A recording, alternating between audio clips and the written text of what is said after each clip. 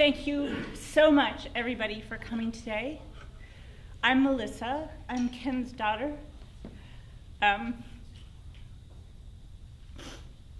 Thank you so much for coming today. He would have been so moved by seeing such a turnout to let him know that he had touched so many lives. Thank you again for coming. It's amazing to see all of you. And thank you, Peggy, for asking me to speak today. I'll try to keep it together. I have been thinking about what would my dad want me to say today? What would he want me to remember? What would he want me to share? That I could stand up here forever and talk about them, but I'm not going to do that. He would have said, don't do that. And he would have said, and don't be boring.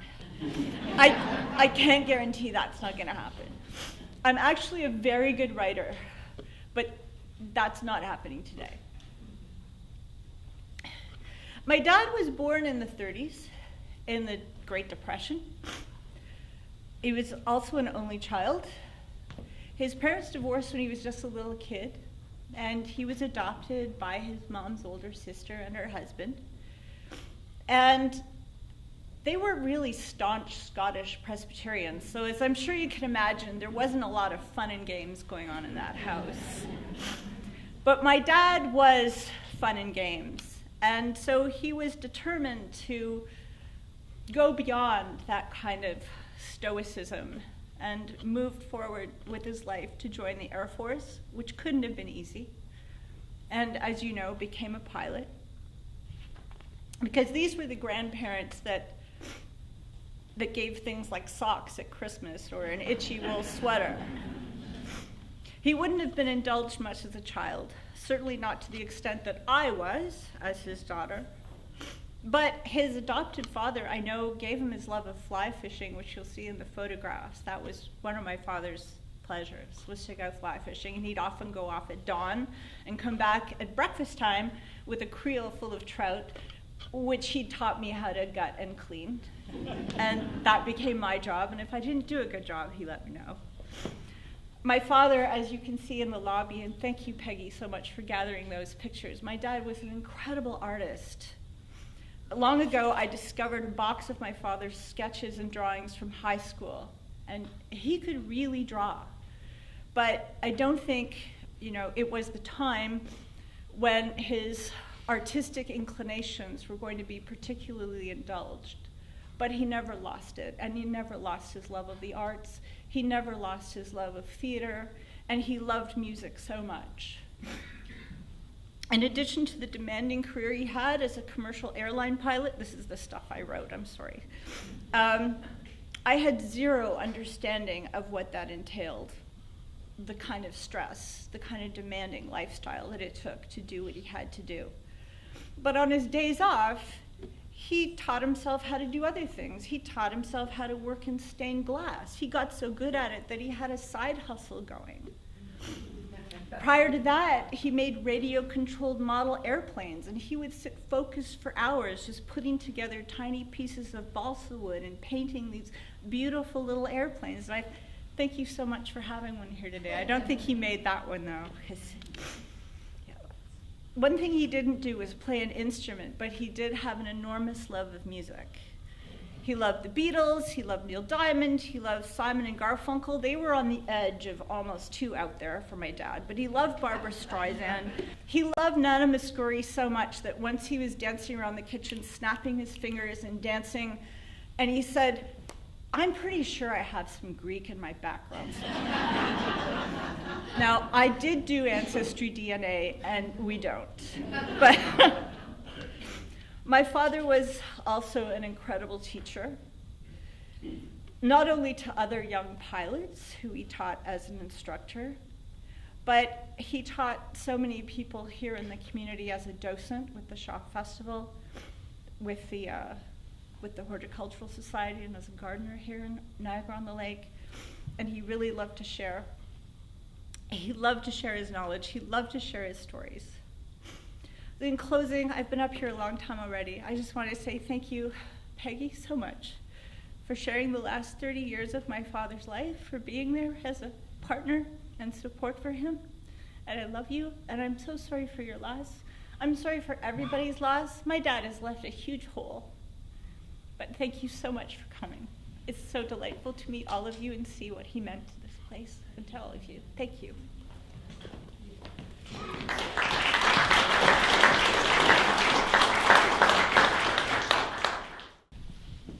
Good afternoon, ladies and gentlemen. Or, hello, this is your captain speaking, just one of your captains speaking today. I've been asked to be brief, and I will.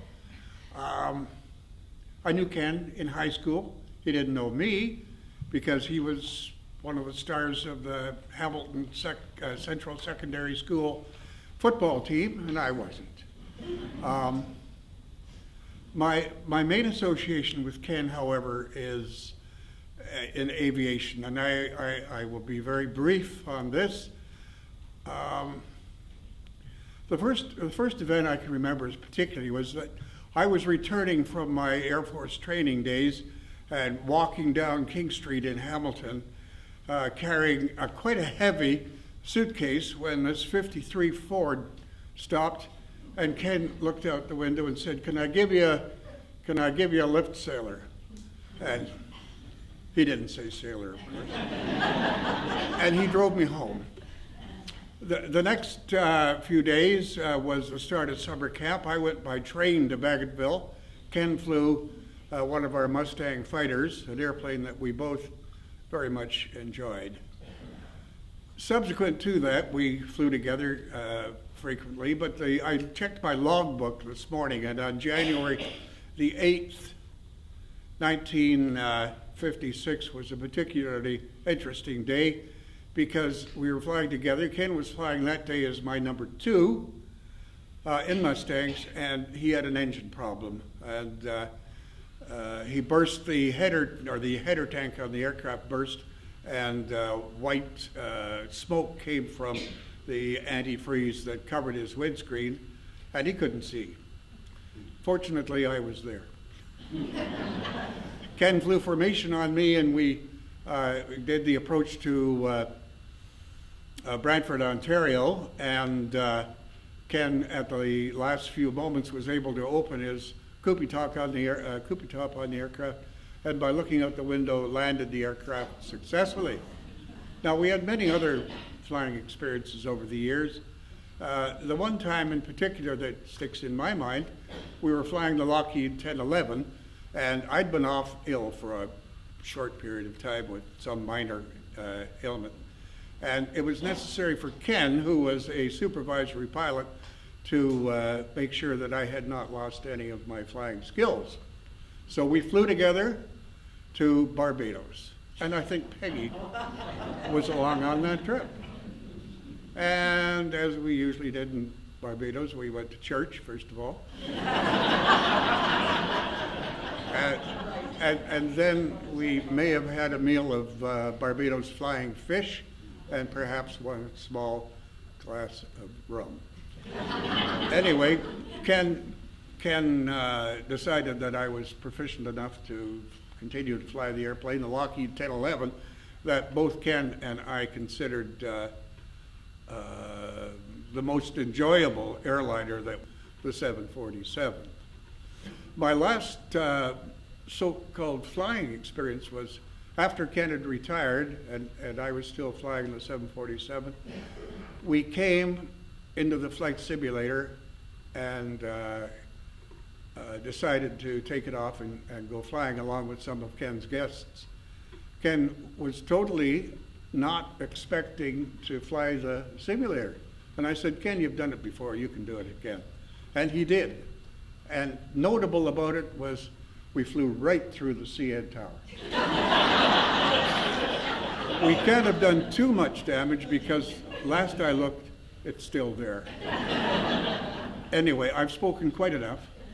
And once again, thank you, Peggy, for allowing me, thank you, Missy, for allowing me to speak. And I'm sure there's others will want to talk again. Thank you.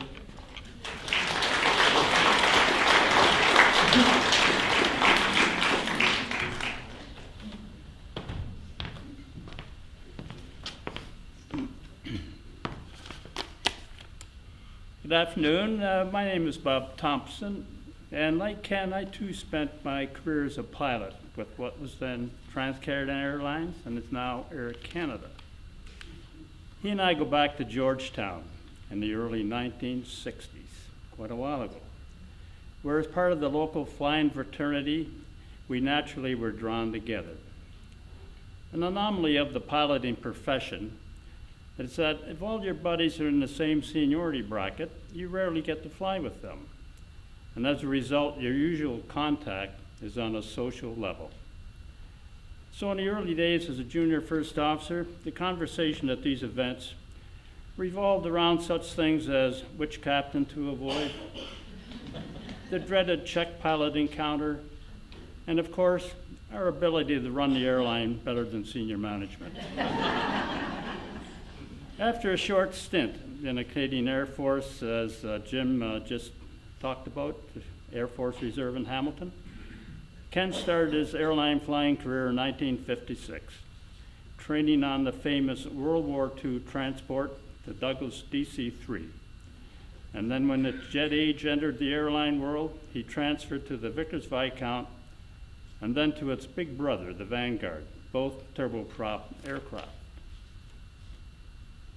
Over time, as Ken climbed the seniority list, he became eligible to become captain and thus was promoted in 1964 on the Vanguard. The airline was expanding quite rapidly at this time, and he was able to move onto the pure jet DC-9, and then in later years, he transferred to his all-time favorite aircraft, the Lockheed 1011. As Jim says, a great aircraft to fly.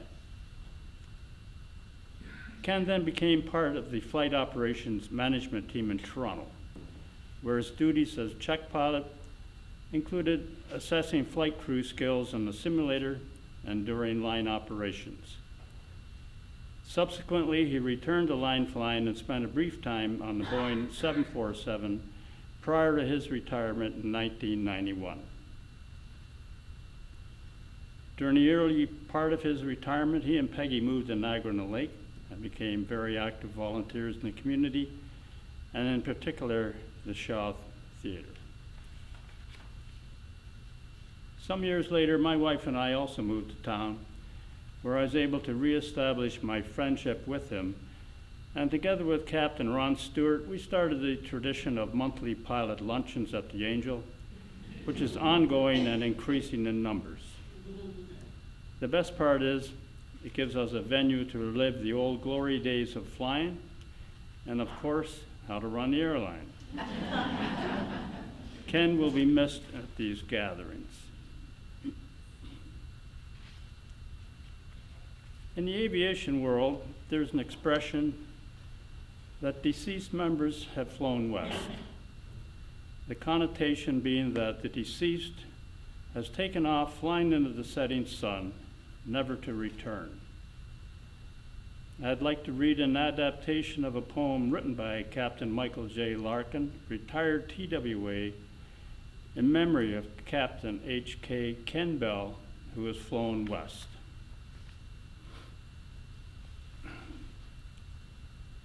I hope there's a place way up in the sky where pilots can go when they have to die. A place where a guy can go and buy a cold beer for a friend and comrade whose memory is dear. Just a quaint little place, kind of dark and full of smoke, and love a good joke.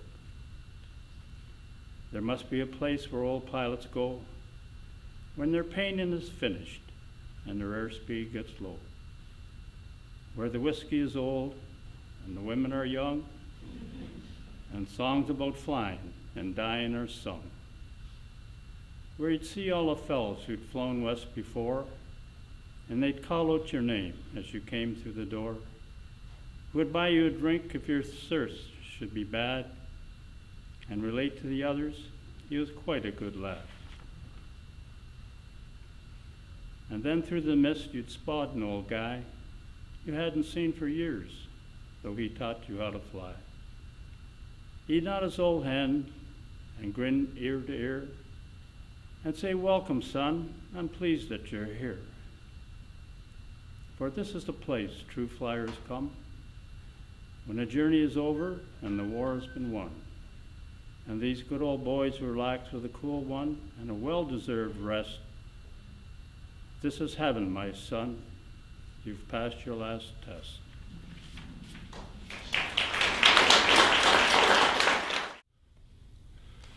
Good afternoon for those in attendance who I have never met before. My name is Derek Collins, and Ken was my friend. It is a privilege for me to stand here and have the opportunity to speaking a little to you about Ken. Ken was a wonderful person to be associated with, and I'm sure that anyone who knew him as I did would agree. He was a warm and friendly person, always positive in his outlook, even during adversity, and possessed a great sense of humor. My wife Glenna and I met Ken and Peggy several years ago as members of the Shore Guild. As many of you would probably know, they were both volunteers conducting backstage tours at the Festival Theatre and leading the festival gardening team. In getting to know Ken through the Guild Association, I discovered that as well as our mutual love of live theatre and all that goes into it, we also had a mutual love and interest in aviation, and in particular historic aviation. Ken was a career pilot who earned his wings and developed his flying skills as a member of the Royal Canadian Air Force. Having flown many different types of aircraft during his career, he eventually became a captain for the Air Canada, flying the famous Boeing 747 jumbo jet. While Ken was the professional and I the amateur enthusiast, we shared the same great love and common interest in historical aircraft, their working history and flying characteristics. I gained a lot from his knowledge and experience. Ken also had personal flying experience on several of the aircraft that I was able to fly on through the Canadian Warplane Museum at Hamilton Airport. One of these aircrafts was the iconic B-29 Superfortress of World War II fame. And he confessed to me that he would love to have had the opportunity to fly this himself. He was also very interested to learn of its flying characteristics following an engine failure. And I managed to speak with the pilot of the aircraft, and his answer to me was not very encouraging. This experience gave him a wide knowledge of these aircraft and strong opinions on all of their flying characteristics, both good and bad. The language he used was sometimes less than delicate. We would often send emails back and forth to each other, attaching old film clips of air shows and various flying documentaries. In fact, anything to do with historical aviation. A couple of years ago, Ken and Peggy graciously invited my wife Glenna and I as their guests to a luncheon and meeting of the Air Canada Retired Pilots Association. This was such a very interesting meeting for me, and I feel privileged to have been in attendance and in the company of so much flying experience. I think of Ken often, and I have a great admiration and affection for him. His passing is a sad loss to us all. I mentioned at the beginning Ken's great sense of humor. One example of this that I shall always remember is the email that he sent to me some time ago.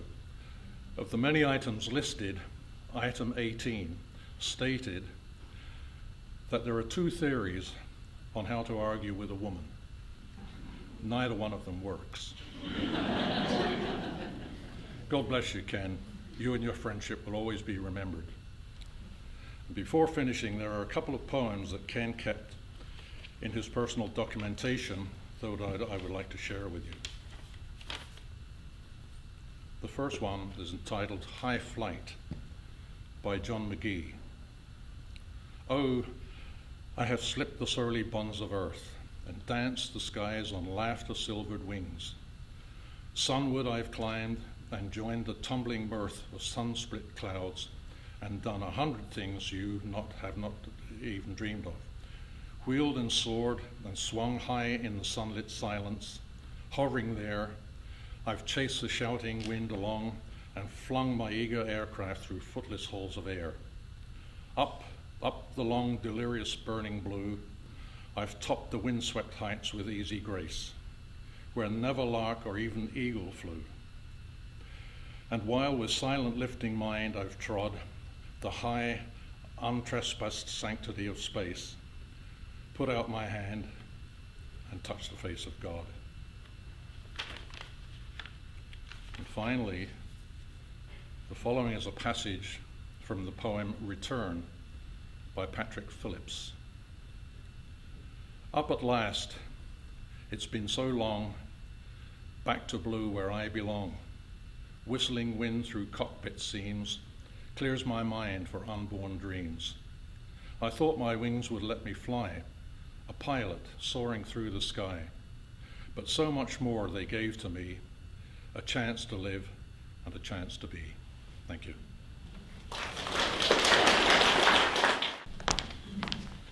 Hello, everyone. I know a lot of you. I'm Kim White from the Shaw Festival. I see a lot of familiar faces, so welcome today. I'm going to read a little bit and some of the stories you may have already heard from others because you're so familiar with Ken and Peggy and their affiliation with the Guild. Lucky us at the Shaw Festival. One lovely, fateful day, Ken and Peggy's mother traveled to Niagara Lake to see the ice bridge. Peggy's telling me the story. The day included a stop in Niagara on the Lake. Smitten with our wee town, within months they had purchased their new home and the next chapter of their life and a blissful retirement in Niagara on the Lake. And again, lucky us, because once they were settled, Ken and Peggy became involved with the Shaw Guild. For those of you who are not familiar with the Guild, it's a volunteer group that promote interest in and support the festival, including activities like greeting, hosting, many of you have done, fundraising, and most importantly for Ken and Peggy, maintaining and enhancing the gardens around the theater. They have been members for 24 years, so I thank Ken and I thank Peggy. It's fantastic. In '95, shortly after arriving to town, Ken and Peggy joined the garden committee of the Guild, so that's the next step. And by '97, they'd taken the lead over this committee. Faithfully, every Tuesday morning between April and October, we would see Ken and Peggy and fellow gardeners assembled out front of the theater, armed with their tools of the trade. Even in illness, Ken was out there helping where needed. It wasn't always the gardening that was key, but the connection with his friends that was so important to Ken. Recently, Peggy's sister, Lynn Bevan, who you're going to hear from in a minute, funded and created a beautiful garden just off the back patio. It's called the Bell Bevan Secret Garden. Some of you may have seen it. It's a tranquil space complete with a pond and was created in honor of Ken and Peggy. It was created for our staff and patrons and offers a quiet, exquisite gathering space. I encourage you to discover it with one of your visits. Thank you, Lynn. Peggy tells me that as a pilot, Ken's cockpit was always open. I'm sure that was before 9/11. He loved connecting with his passengers, and in retirement, that love of interaction with people remained very, very important to him. I am of the opinion that my life belongs to the whole community, and as long as I live, it is my privilege to do for it whatever I can. I want to be thoroughly used up when I die, for the harder I work, the more I live. I rejoice in life for its own sake. Life is no brief candle. For me, it is a sort of splendid torch for which I got hold of for the moment, and I want to make it burn brightly as possible before handing it on to future generations. So together with Peggy, let us grab hold of that splendid torch, hold it high, carry it on in memory and in honor of Ken. Thank you, Peggy. You've noticed something today. There are the people who are able to put their notes up here, and then there are the rest of us. As you've heard, my name is Lynn Bevan, and I'm Peggy's sister. Ken and I were great friends, but what was also very important to me is that my partner, Nick Kemp, was also great friends with Ken. And that's just a gift, because Peggy and I are close, but you can't always count on your partners being close too. Ken always called Nick, who was British by upbringing, Sir Nicholas, in his gentle, teasing manner. So today I'm going to give a sort of a history, but it'll be including all kinds of other voices than my own. I've been asked to bring together, so you will have heard some other aspects of these, but I don't think exactly this way, I hope. Ken was born in Hamilton to Jack Sarles and May Kennedy. And as you've heard from Melissa, their marriage didn't survive. And his mother returned to Scotland and remarried, while his father went to the West Coast. Later, he found out that he had two stepbrothers in Scotland, Ian and Douglas. He was raised in Hamilton on Ray Street by his mother's sister, Elizabeth, and her husband, Bob Bell, as their own child. And on Ray Street, Ken was a frequent visitor to a household on the street headed by the wonderfully named Mama Leota. She was a widow with 5 daughters, and he, as an only child, fell into the warmth and love of this big Italian family. And the youngest of those daughters is the mother of someone named Doug Mogash. And that woman was Ken's first babysitter, but became more like a big sister. Doug has written the most beautiful note, and I'm going to be bringing some of that here.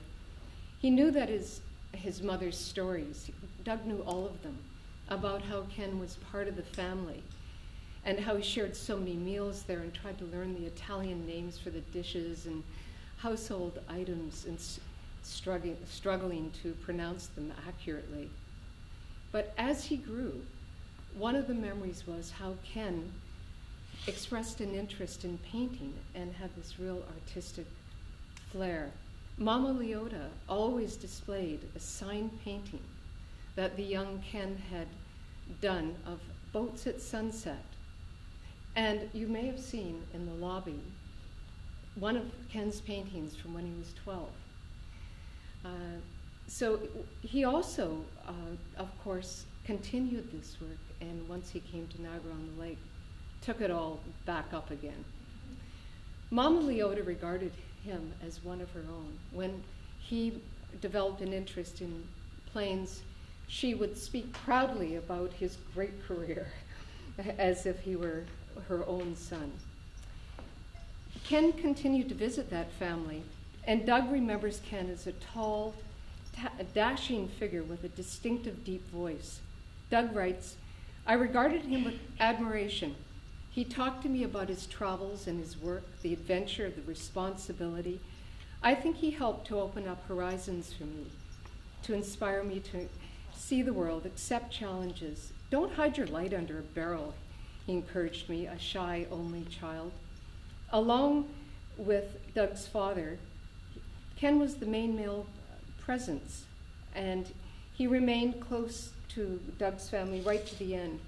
The last of his many aunts, whose name was Lee, would excitedly tell him, "Ken called." And he had a gift, says Doug, for spreading joy. His loving connection with my family was treasured by everyone. He was one of us. As you've heard from Melissa, Bob Bell, his father, was an avid fly fisherman. But it turns out that his birth father was too. And not only that, he was an award-winning photographer. So I've often wondered whether Ken's artistic ability and his great eye for color and design, which came through in his love of gardening and theater sets, came through that, the connection. But what was the big turning point for Ken was when he was 9 or 10, his dad bought him a $5 ticket, then a very big sum of money, for a short airplane ride. And he knew right then he wanted to fly. And that love of aviation stayed with him, as you have heard from everyone today. But he didn't think flying was in his future until he joined the RCAF Reserve, where he was by the time he was about 20. And one of his, the people he trained with, Don Cameron, remembers that time by saying, we were at the air base in London when we went through officers' school. So Ken and I clicked from the get-go. He was a bit older than I was, a very sharp dresser, and just a hell of a nice guy. He even invited me home to Hamilton to meet his folks for a visit. I, on the other hand, was straight out of the West, just out of high school, arrived in London with a high school sports jacket. In short order, we were downtown in London buying Dak shoes, like Ken, getting a blue blazer, sports jacket, gray slacks. Once we arranged to meet at a restaurant. I got there early, was sitting at a table alone waiting. A group of about five guys, about 20 years of age, were at the next table drinking. I guess there'd been instances of military people hitting on the local ladies. And with my brush cut, I was obviously military. Things were getting very uncomfortable when the cavalry arrived. In walked Ken, all 6'1", 194 pounds, smoking a big cigar and accompanied by two other good-sized guys from our course. Once Ken knew who it was, he walked over, took a drag on his cigar, blew the smoke in the face of the biggest guy, dumped his cigar in the guy's drink and said, "I think it's time to be going." And the guy and the others did. What a ham, but I had no doubt Ken was ready to dance if they wanted to. I mentioned this to Ken a number of years ago and he'd completely forgotten it. There's something about military life that binds people together and it's hard to explain. Although you might think from this story that Ken preferred stogies, he liked to tell a story, which he said proved cigarettes aren't all bad. And the best thing about it, one of the stars of this story you've heard from today, Jim Thomas. So back in 1956, Jim Thomas and I ventured down to the hangar line at Hamilton's Mount Hope Airport for a refreshment at the coffee shop. It was there that we met up with a first officer from TransCanada who had been flying North Stars out of Toronto, someone named Mo Service. Jim and Ken at that time were RCAF pilots, and both had received their Air Force wings a year or two before meeting Mo. And here's what Ken says: "I don't believe Jim had given much thought to making a career out of the flying business any more than I had, as we both had full-time jobs and were flying with the reserve only on weekends. But we were asked, are you interested in a flying job? And we said, why not, in unison? So here's the cigarette." Mo wrote down who to write to on a cigarette pack and said, "Get those letters off if you want to have a job with TCA." So they did, and back came these letters saying, get yourself to Montreal within the next 3 weeks, bring your logbooks and commercial pilot licenses with you. So they had these passes to fly to Montreal, and they had the pilot's job application form. There was just one problem. They didn't have commercial pilot's licenses. Ken read him the manual. Seems reasonable. It must have taken them an hour or so. And Ken writes, "The exam questions weren't at all difficult. Anyone with a little common sense would have had no trouble passing." He doesn't add they were both already in the Air Force, but we'll leave that. One of the questions was, can you carry live ammunition in the passenger cabin of a passenger aircraft? "We returned home," Ken writes, "licenses in hand, quit our jobs the next day, confident that we'd get hired." And they did. As you've heard from Bob Thompson, Ken stayed at Air Canada as it became happily ever after.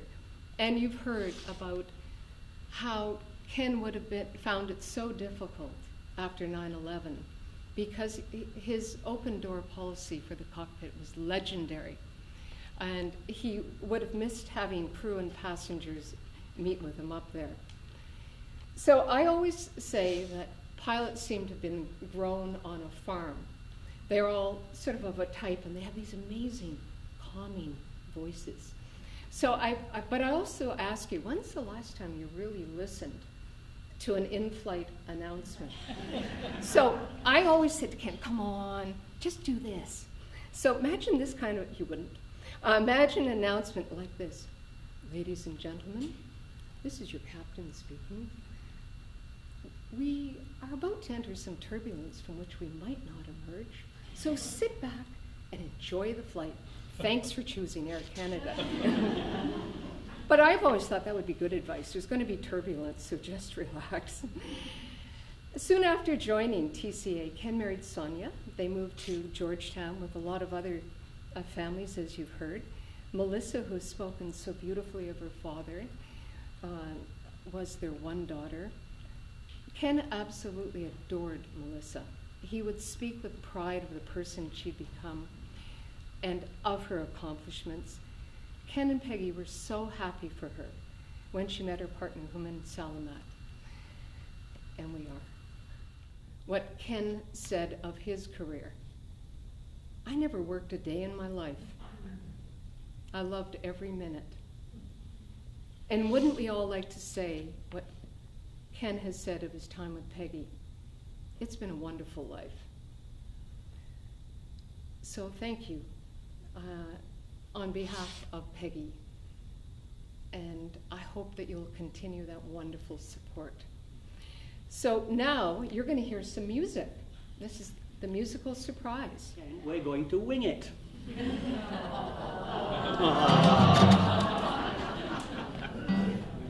You'll notice from our performance that the Pruners have a higher regard for sentiment than they do for musical talent. We want to recognize Ken's many fine qualities, particularly his work as a team with us, the Shaw Guild Gardeners.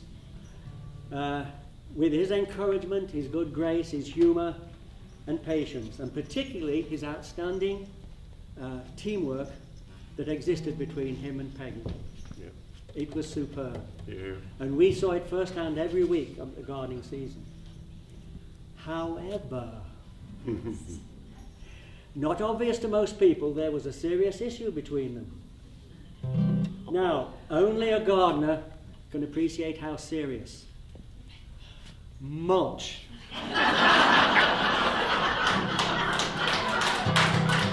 You know, the stuff that goes between the plants, and it conserves moisture and it prevents, or it helps to keep down weeds.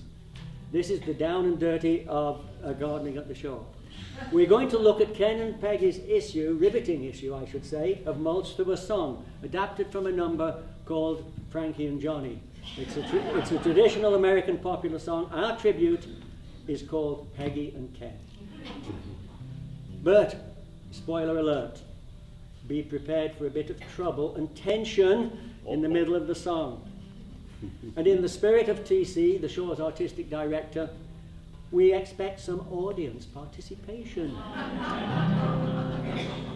We're going to sing the refrain at the end of each verse. There is a same refrain at the end of each verse, if you know Frankie and Johnny. We're going to sing the refrain and then ask you to join us in repeating it. The words and meter change in the refrain somewhat, so remember, curb your enthusiasm and only sing on the repeat.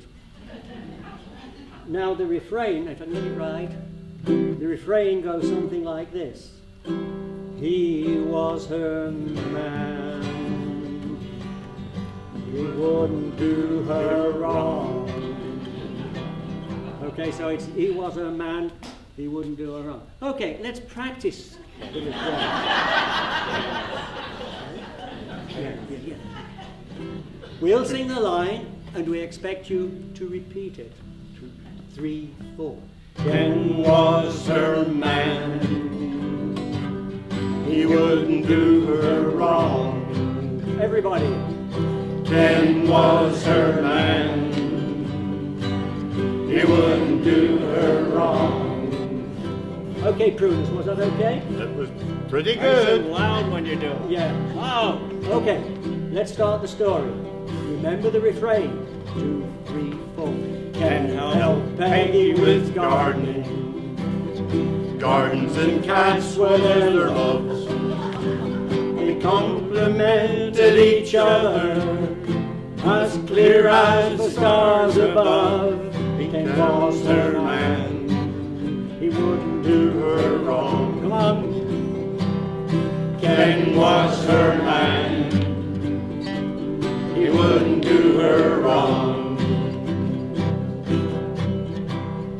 Peggy went into the garden, she said, here's what we'll do.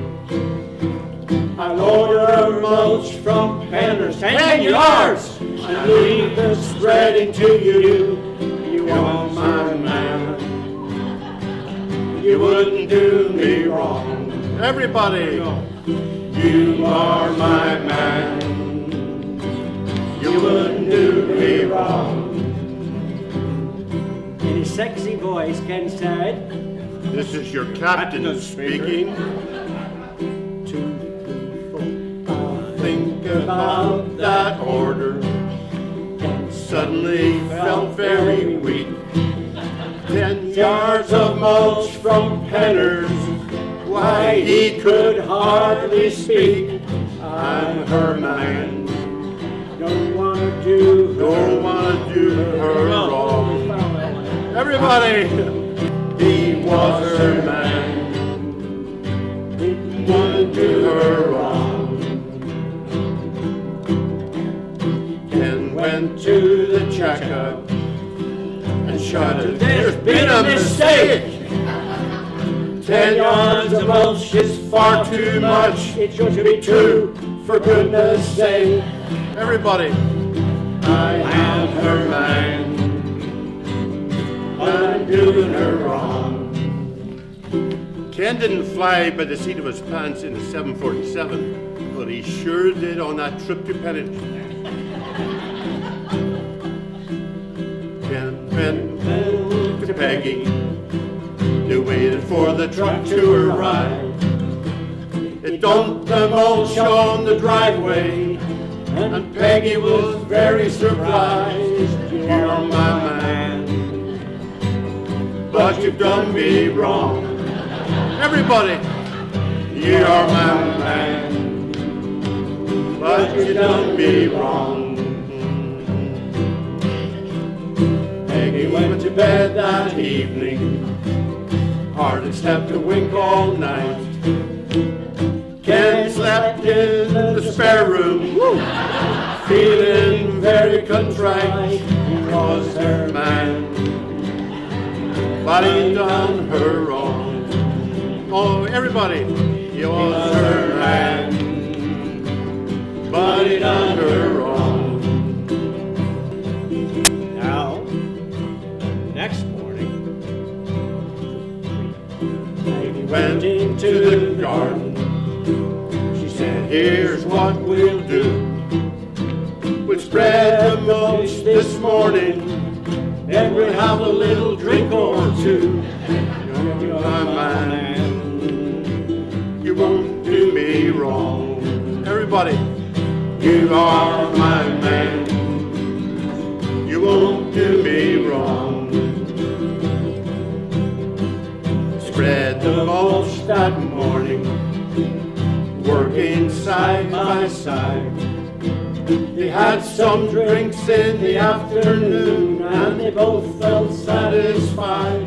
Ken was her man, he wouldn't do her wrong. Everybody, Ken was her man, he wouldn't do her wrong. This story has a moral, this story has an end. Just to show that it's best to work together like Peggy and Ken. Ken was her man, he wouldn't do her wrong. last chance, go. Hey, Ken was her man, he wouldn't do her wrong. Ken was her man, he wouldn't do her wrong.